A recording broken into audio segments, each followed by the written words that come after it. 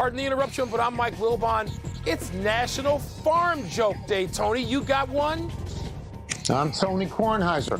What do you call the waste matter that seeps out of the backside of a cow? What? The Bears' offense. That's what you call it. Why are you hating on cows? Why you want to insult a cow like that?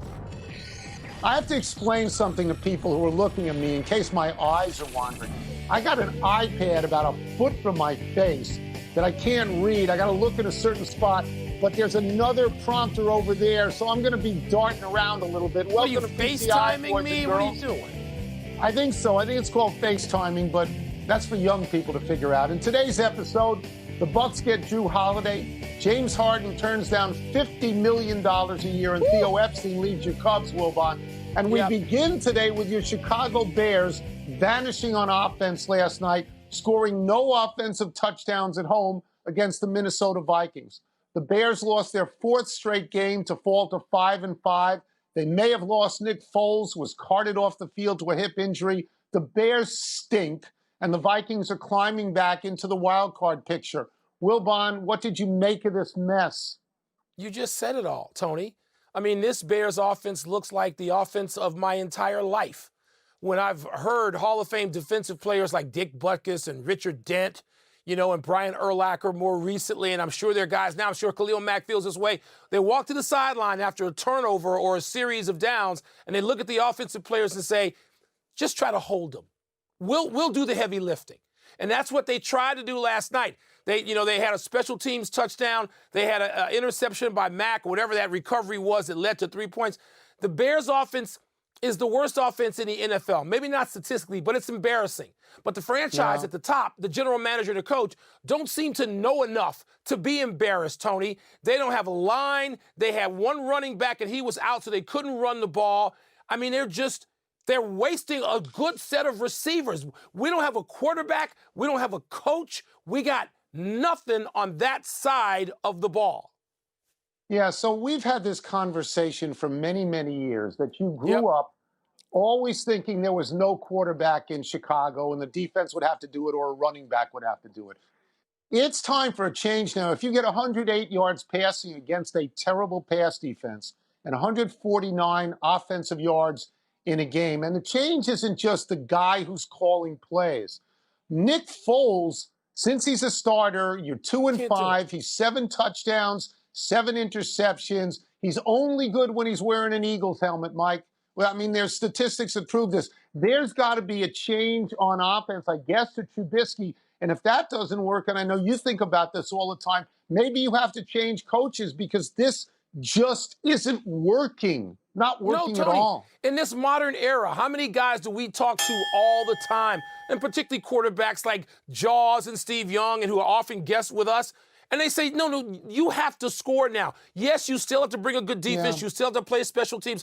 You have to have a modern, space-age offense. And the Bears have a 1920s offense. It looks no different than it did for Red Grange and for Gale Sayers and for Walter Payton. It's the same, Tony. It's so discouraging, except I'm accustomed to it. I tell you all the time, this is all we've got. And now at the top, are they going to make changes? I don't know. I would say this. The Bears did it the right way last night. They said Dalvin Cook can't beat us. He had 96 yards, but it was 30 carries. It's 3 yards a pop. They said Cousins has to beat us, and Cousins and Thielen did, even though Cousins was 0-9. And I'll just say this briefly. In the last 5 or 6 weeks, Minnesota and Atlanta are 2 of the better teams in the league. In the last 5 weeks. They've come alive, Tony. We got to stop talking about the Bears because I'm too upset about it now. So we'll move 90 miles, Tony, essentially north and a little bit west. The Milwaukee Bucks are making their play to keep Giannis Antetokounmpo and win a title. Last night, the team traded for Drew Holiday and Bogdan Bogdanović, sending off Eric Bledsoe, George Hill, Dante DiVincenzo, plus 3 first-rounders. Giannis's contract is up at the end of the season, Tony. So do you think these moves, these changes, will do enough to prevent him from leaving? So what they've done is they've said, we made a mistake letting Malcolm Brogdon go. We'll try and replicate him with Drew Holiday. We'll bring in Bogdanović, who's a good shooter, 37% from 3, average 15 points a game off the bench, take a little pressure off Chris Middleton. And as you say, the moves are designed to keep Antetokounmpo there. I watch sports on television. I see people say, and I'm quoting them now, oh, Giannis loves it in Milwaukee. Oh, Giannis doesn't want to leave Milwaukee. I have no idea how they have come to that conclusion. Why would somebody not listen to offers? Why would somebody not declare for free agency? Just tell me why they wouldn't do that. Well, Tony, this is your philosophy of life all the time, that bigger and better places with bigger lights, brighter lights is always attractive to everyone. You and LeBron James seem to agree on that. I'm not going to sit here and tell you I know Giannis so well that I can predict what he's going to do. But I'm getting to know Giannis. I've gotten to know him a little bit, Tony. He's looking, if he can, to stay in Milwaukee. That is not the case for a bunch of people who are going to be free agents. Giannis is looking to do this because he also knows, Tony, the city of Milwaukee is changing. I'm not going to say radically, gradually, but around that arena whose star attraction is Giannis. So the question isn't what you're asking. The question is, are they going to put a good enough team around him, and are these the changes necessary to make him say, I can win right here. I can challenge anybody. I don't have to go out in the second round if we have these players, and this is a start. Do you believe that? On a 1 to 10 scale, I'm about a 6.5 on that right now. Okay, so I will say this. Here is their jeopardy. Holiday's a free agent at the end of this year. He can move. He can say, I don't want to be here anymore. That's right. That's right. Giannis can move and say, I want to entertain offers. And then they don't even have any first-round picks for the next 400 years to do anything to float that boat. A long, long time ago, they ought to win a championship this year, because a long, long time ago, Kareem Abdul-Jabbar delivered a championship, and then he said, okay, I gave you what you wanted, let me out of here. And that's what happened to Milwaukee. And of course, Tony, as a postscript, Kareem Abdul-Jabbar, Lou Alcindor, was a New York kid who went to college in Los Angeles. That's right. Giannis Antetokounmpo has a much different life. And so, again, Mike, I'm not going to say that I know what he's going to do, but I'm going to say, does. You know? Nobody knows at the moment. Nobody knows. We'll stay with basketball, but we turn now to James Harden, who is going to be a staple on this show in upcoming days. Harden has reportedly turned down a 2-year extension from Houston that would pay him $103 million. And I will pause a second so that number can sink in. Now, Harden is still obliged to Houston for the next 2 seasons, but this tells you he wants out. Wilbon, what do you make of Harden turning down, $103 million? Tony, there's a lot here. There's a whole lot going on with Houston and some things that James Harden clearly doesn't like. Some of it has to do with the team and what's going to be there. Russell Westbrook has asked out. Mike D'Antoni, not there anymore, right? And so Daryl Morey, not there anymore, who put together some teams that at least stayed in contention when James Harden was there. You know, he could go out and find the big star he wanted, whether it was Westbrook or Chris Paul, whomever. There's also political stuff that I'm told, and a lot of us are told, that James Harden isn't thrilled with. I'm not going to get too deep into that, but that seems to be the case as well. So if he feels, you know what, I can still go somewhere, I'm going to make $80 million or so over 2 years subsequently. So not signing up for 103, it's not the loss that it may sound like in headlines. But for basketball purposes, real life, personal purposes, it sounds like James Harden is saying, I don't know if I need to be here. Let me listen to some other things. I don't know his politics at all. I don't know him at all. $103 million is generational wealth for the next 200 years for anybody with the name Harden. It's a tremendous amount of money. And it was a wow to me that he would do this. He's never won anything. But I want to get to the rest of Houston for a second. Houston at the moment is a dumpster fire. They got a new owner who came in a year or two ago and ran his yap about how he was smarter than everybody else. And here's what's happened. Mike D'Antoni is gone. Daryl Morey is gone. And the only 2 players anybody wants to watch now want out of there. Okay, so you're headed for Sacramento land in Houston. No one's going to pay any money to watch your team. It's a desert at some point. So congratulations on the purchase, Mr. Fertitta, because this thing has gone down the drain. But, Tony, it doesn't have to. And by the way, $86 million, last I checked, if it was 86 or 88 or 9, that's generational wealth too, which is what he could pick up elsewhere. So he's going to have generational wealth. But, Tony, let me say this. If you made a trade and you got the pieces that really mattered to you from Brooklyn, a team that was in the playoffs, right, pre-Kevin Durant and Kyrie Irving. They've been in the playoffs. They've been competitive. And you supplant those players. Houston knows how far they're going to go with James Harden. Not all that far. Not to a championship. So don't tell me that if James Harden leaves Houston, it's all of a sudden Sacramento. I'm not buying that for a second. If the proper trade is, you're wrong. Yeah. If the proper trade is made. Now, how did Brooklyn get with those guys to the playoffs? Explain that to me. Brooklyn had a coach that they fired, and they brought in 2 new guys, and you don't know what's going to happen in Brooklyn. He doesn't have to end up in Brooklyn. They own him for 2 years. They could send him to Lithuania to play with Lonzo Ball's bad brother, Leandro. They could do whatever they want. He has no leverage. They have leverage. Oh, Let's he take has a leverage. break. He has leverage. Not as much as they do. They got him for 2 years. He's got a signed deal coming up. Russell Wilson was the presumptive MVP for most of the season. But is he getting passed by Kyler Murray? And the Raiders and Dolphins are both off to 6-3 starts. Who's better? Have you been paying attention to the NBA and people who have long-term contacts and have leverage? Clearly the air is thin in the attic. I don't think he can name where he's going to go if they decide they can get a better deal somewhere else. That's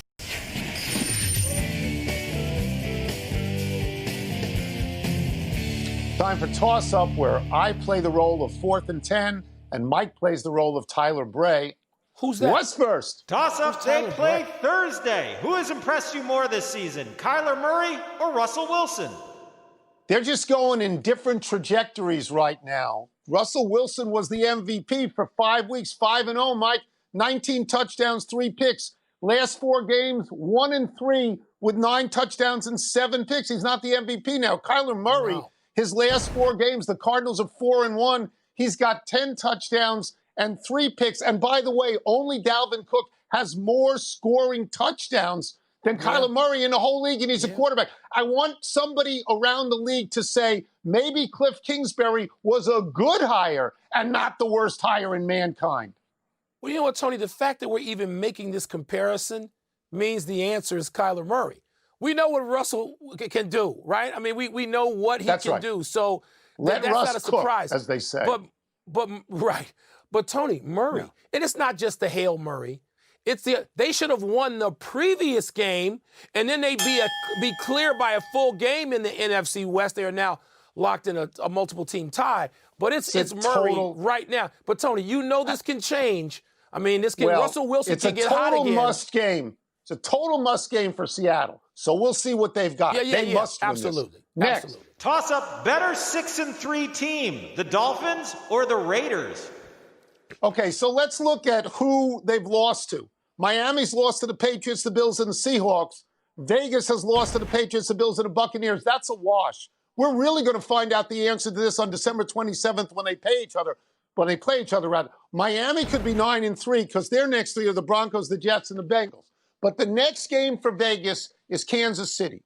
They already beat Kansas City in Kansas City and then took a lap around with the bus that Andy Reid hated. If they beat them again and they have 2 on Kansas City, there's nothing on Miami's resume or anybody's resume to match that if it happens. Miami is the number 5 team defense in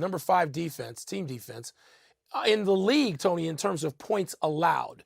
Points allowed, I'll take any time. I know they're much further down. And the yards allowed, the official measure of team defense. No, points is what matters. Points. 5th in points allowed matters to me, too.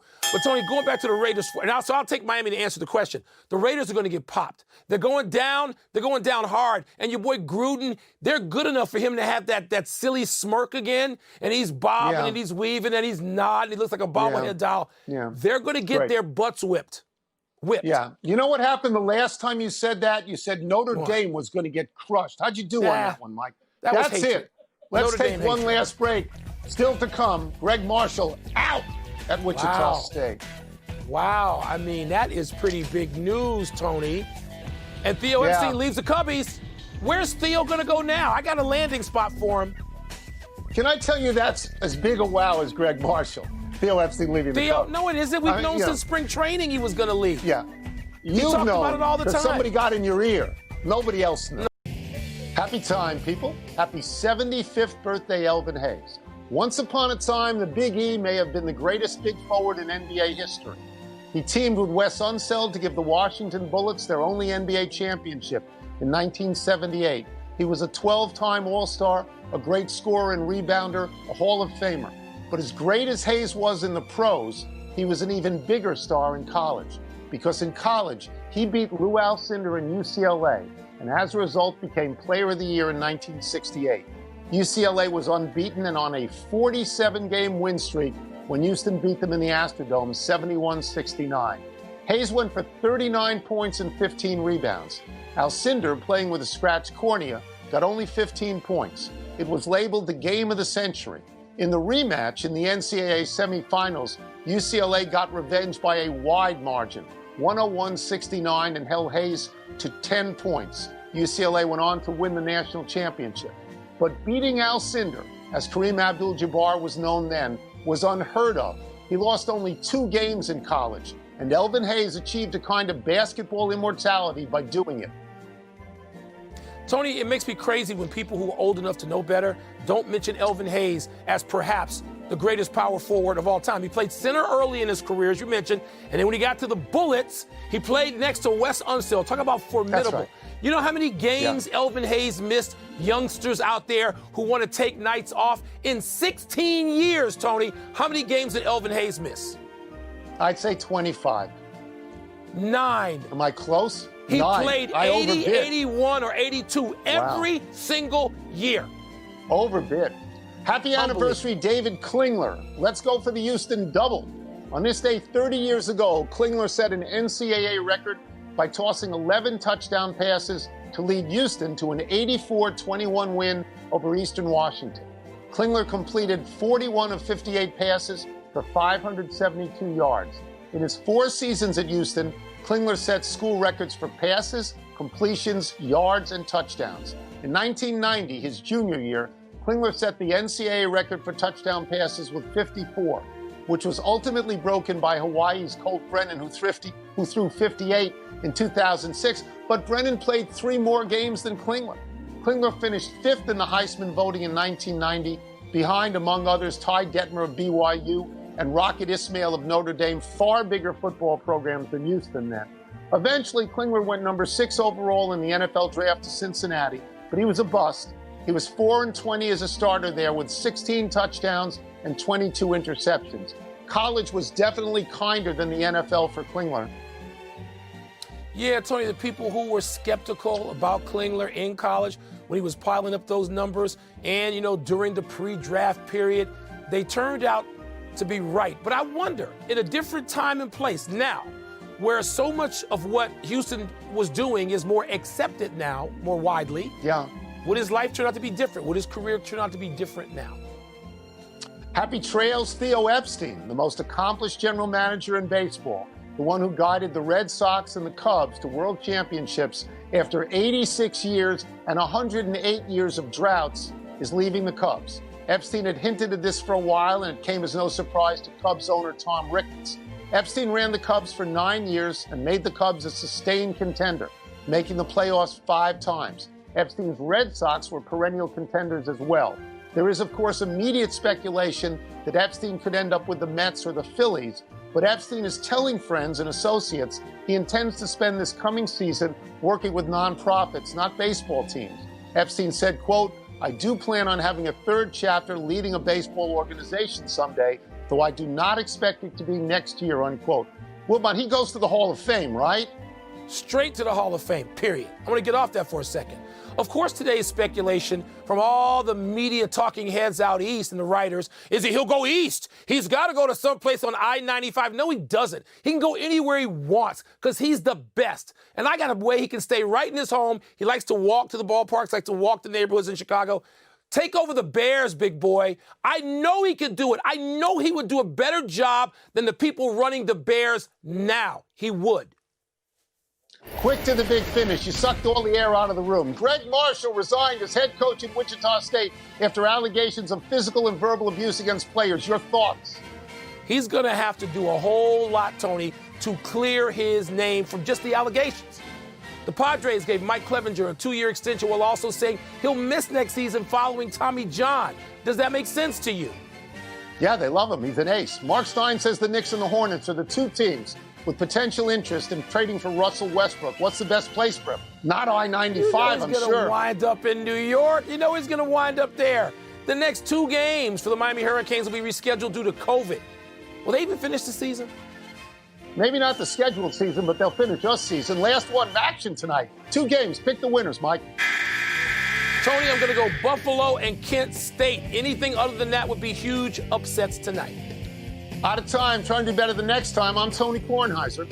I'm Mike Wilbon. Same time tomorrow, Knuckleheads. You can get the podcast on the ESPN app or Apple Podcasts. And now, here is SportsCenter. Jay Whitby, you carried us. Shout out. This guy can play golf, Wilbon.